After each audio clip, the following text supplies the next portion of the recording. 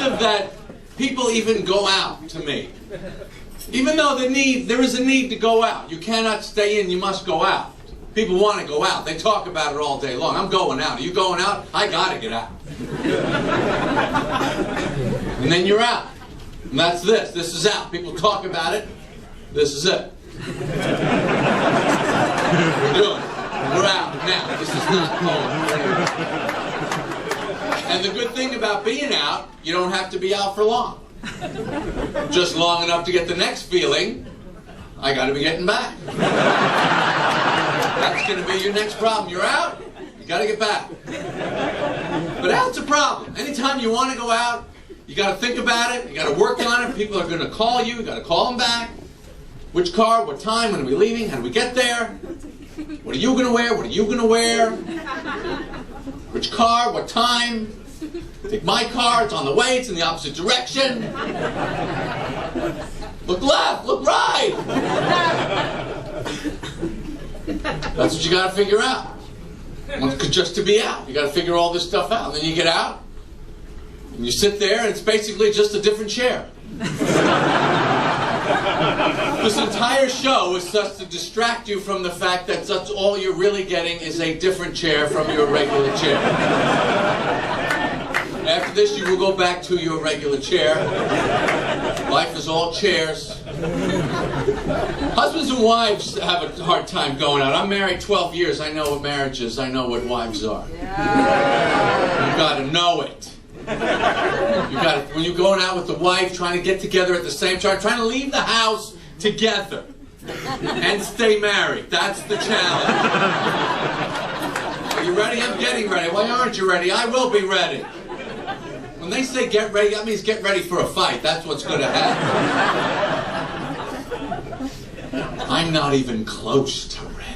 And then the fights continue in the car. How can you drive this fast on these roads in that shirt? I just want us to have a good time tonight. Then why did you park so far away? Can't you see I'm in heels?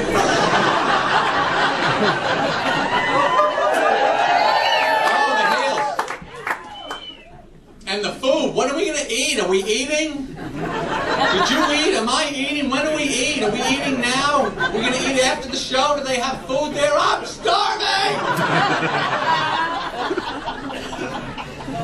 And then you finally get to your seat. This is the ultimate destination of the night. I am sitting.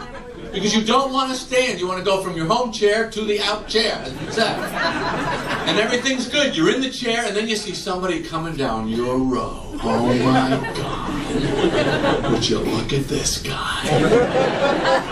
And you don't want to stand up for him, because you got there first. You make that little noise as they go by. The only time you're happy to get up out of a chair is if you're going to a bed. A bed beats a chair. Nothing beats bed. It's the ultimate. It's like royalty. That's why it has names like king and queen. You're in bed at night, somebody calls, they want to go out. You're like, are you out of your mind? Do you know where I am? I am in the bed! And the people that call, they feel awful. That, oh my God, he was in bed. He called. Was he in the bed or on the bed? Even death, you want to be in bed. They have a special bed for death. Your death bed. I always read that in the paper. He died in his death bed. Why would you even buy a bed like that?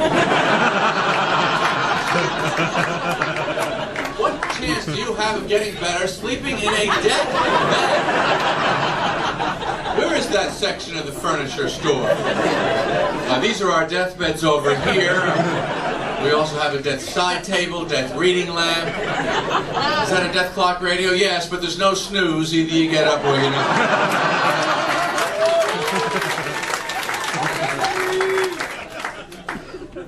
We enjoyed the royal wedding in the States. Very exciting. I don't think a wedding can be too long. I don't think that's possible. I don't think it could be too expensive. Who talked Princess Beatrice into that? That must have been... love that thing. We're going to put a small amusement park ride on your forehead. Don't be distracted. No one is going to really notice this. There'll be little cars. People are going to be screaming as they go through your hat.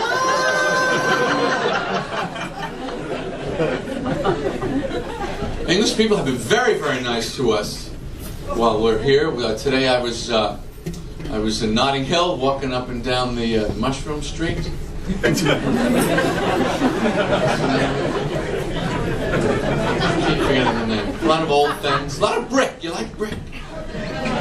Yeah, Portobello. Portobello. Why does every young English guy looks like he wants to have a fight? They're nice. Hi, I'm Henry. Hi, Henry. Nice to meet you. Would you like to have a fight? No, no, thank you. Well, let me know, because I'll be happy to beat the crap out of you. Okay. But, so I told you I'm married. I'm married 12 years. I have 3 kids. I wake up ready.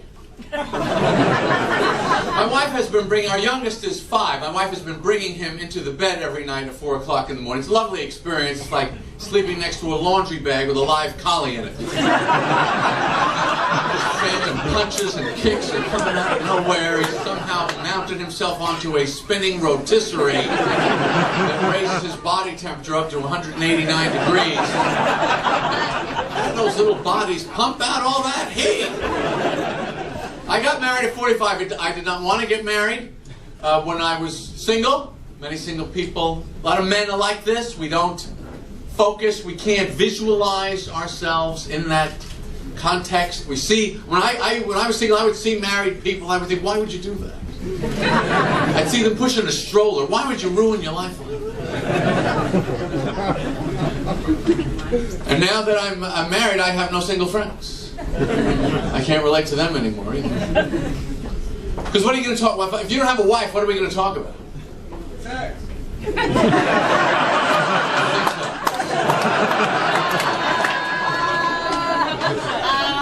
you don't have a wife, I mean, it's like, you know, oh, I have a girlfriend. Yeah, that's tiddlywinks. You're playing paintball war. I'm in Iraq with real loaded weapons. You're sitting on a merry-go-round, blowing on a pinwheel. I'm driving a truck full of nitroglycerin down a dirt road. You got to have answers for a wife. When you're married, women have questions. They become intensely curious with questions, and not real questions, hypotheticals, theoretical, cataclysmic situations, circumstances, issues that may or may not occur. They want to know how you would respond. If you faked your own death and I found out about it, what would you say then? What are you talking about? Oh, I dreamt the whole thing last night, you know, tonight. It's like being on a game show when you're married, and you're always in the quick-fire round. I've got a game show podium in my living room. I stand behind the podium. It's got the button clicker. I'll take movies I think we saw together for 200. The woman, of course, is the returning champion from last week. I'll take details of a 10-minute conversation we had at 3 o'clock in the morning 8 years ago.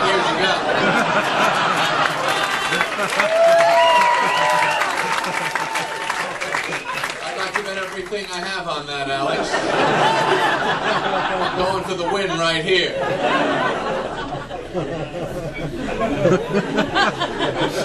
Did you watch? Did everybody like the royal wedding here? A lot of people thought it was dope, right? No. Not much. We're just glad the women like it. It's a, you know.